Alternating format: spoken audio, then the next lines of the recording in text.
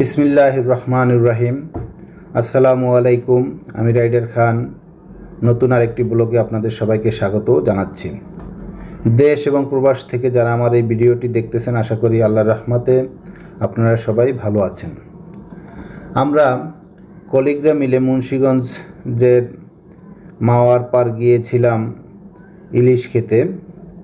ইলিশ খাওয়া শেষ করে আমরা এক্সপ্রেস ওয়ে দিয়ে না এসে আমরা বিকল্প পথ দিয়ে ঢাকাতে আসার পরিকল্পনা করি।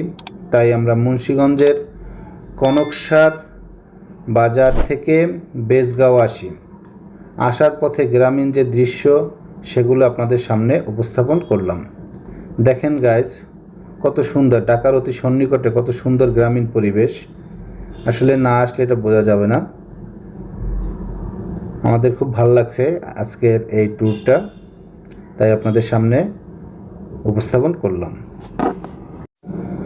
ভিউয়ার্স, এই যে আমার সামনে দুটো বাইক আছে, আমার কলিগদের একটা বাইকে আছে। এই যে সামনে বাইকটা দেখা যাচ্ছে এটা হচ্ছে মনোরঞ্জন স্যার এবং রঞ্জিত স্যার, এবং তার সামনে যে বাইকটা বুঝে দেখা যাচ্ছে এখানে আছে প্রদীপ স্যার এবং রেজাউল করিম স্যার। আমরা কোথাও ট্যুরে গেলে আমরা বিশেষ করে এই তিনটে বাইক যাই, মাঝে মাঝে প্রদীপ স্যার যায় না, তবে আমরা বাকিরা মোটামুটি রেগুলার। তো ভিউয়ার্স, দেখেন কনকসার বাজার থেকে বেজগাঁওয়ের গ্রামীণ দৃশ্য।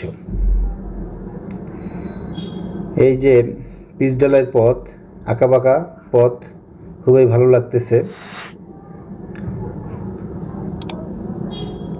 এই যে রাস্তার উপর দিয়ে দেখেন একটা পাইপ নিয়েছে, ওই ড্রেজিংয়ের কাজ চলতেছে। আপনাদেরকে আমি এখন এই মুহূর্তে নিয়ে যাচ্ছি একটি গ্রামীণ সুন্দর মেলোডি শোনার জন্য।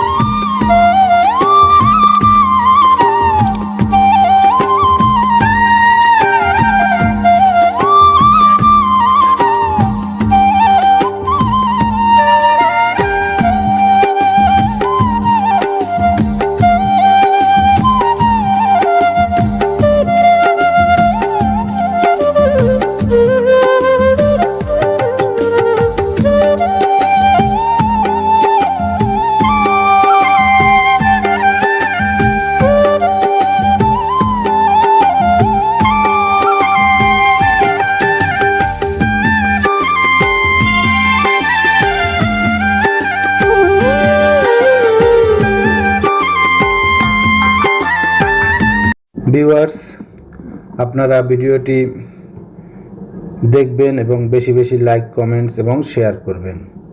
আজ এই পর্যন্তই। সবাই ভালো থাকবেন। আল্লাহ হাফেজ।